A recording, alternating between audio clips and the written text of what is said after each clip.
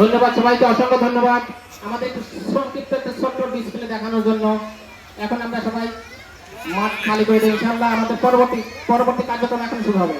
সবাই মাঠ খালি করে চলে আসে। সবাই মকবুল স্যার ডিরেকশন দিয়ে নিয়ে আসেন সবগুলাকে।